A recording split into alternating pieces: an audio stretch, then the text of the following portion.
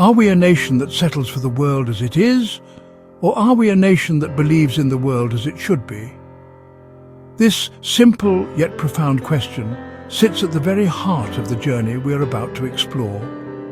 It is a question that challenges each of us, not just leaders or presidents, but everyday people living our lives. This query comes from the pages of a remarkable book, A Promised Land, written by the 44th President of the United States, Barack Obama. It's a book that isn't just about politics or policies. It is a deep and personal reflection on the nature of belief, the struggle for change, and the very idea of America itself. It invites us to look beyond our immediate circumstances and consider the future we are collectively building, one small decision at a time. Before we can understand the president, we must first understand the man. A Promised Land is, at its core, a deeply personal story about a young man searching for his place in the world. Barack Obama begins not in the Oval Office, but with his early life, grappling with a mixed-race heritage that left him feeling like an outsider in many circles. He speaks with candor about his experiences in Hawaii and Indonesia, and his formative years in Chicago as a community organizer. This isn't just background information, it is the foundation upon which his entire worldview was built. He learned early on about the power of community, the importance of listening, and the slow, often frustrating work of bringing people together to solve common problems. This journey of self-discovery is a theme that resonates universally. Who among us hasn't felt a sense of uncertainty about where we fit in? He saw in the struggles of others a reflection of his own search for identity. This empathy, cultivated on the streets of Chicago long before he ever ran for office, became a defining characteristic of his political career.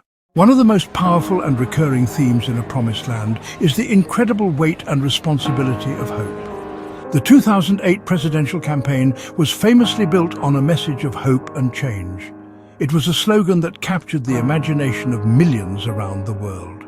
But Obama takes us behind the scenes to show that this hope was not a light and airy feeling, it was a heavy mantle to carry.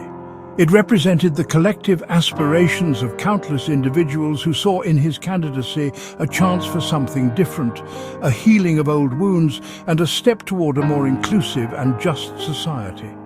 Imagine carrying the dreams of millions on your shoulders. That is the feeling Obama conveys. Every decision, every speech, and every policy had to be weighed against the monumental expectations that his own campaign had fostered. He writes about the challenge of translating the soaring rhetoric of the campaign trail into the messy, complicated reality of governing. Hope is easy to inspire, but incredibly difficult to sustain, especially when faced with a catastrophic financial crisis, 2 ongoing wars, and a deeply polarized political landscape. Another central theme of A Promised Land is the idea that progress is not a sprint, it is a marathon. In a world that craves instant gratification, this is a crucial and often difficult lesson.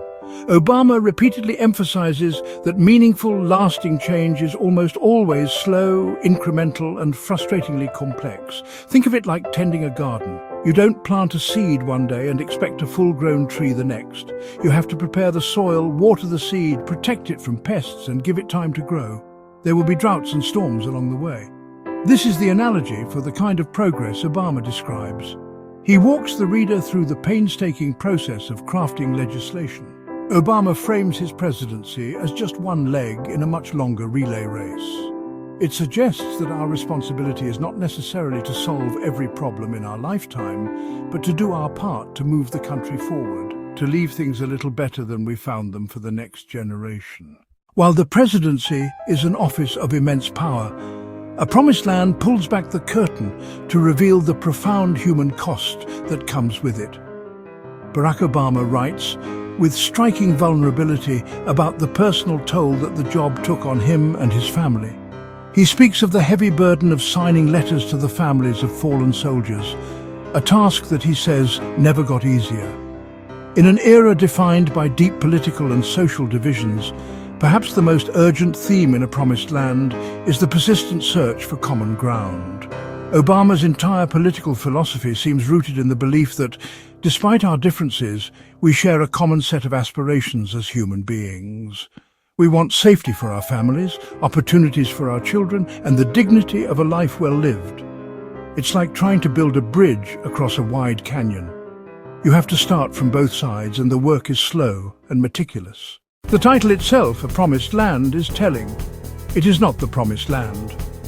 It suggests that the ideal of a perfect union is not a final destination we have reached, but a perpetual journey we are on. It's like building a cathedral over centuries. No single stonemason will see the finished product, but each one lays a stone that is essential to the final structure. So, what should we take away from this exploration of a promised land? We return to the question from the beginning. Are we a nation that accepts the world as it is, or one that strives for the world as it should be? It encourages us to engage with the messiness of democracy, to hold on to our ideals while being pragmatic about our methods, and to never lose faith in the possibility of a more perfect union.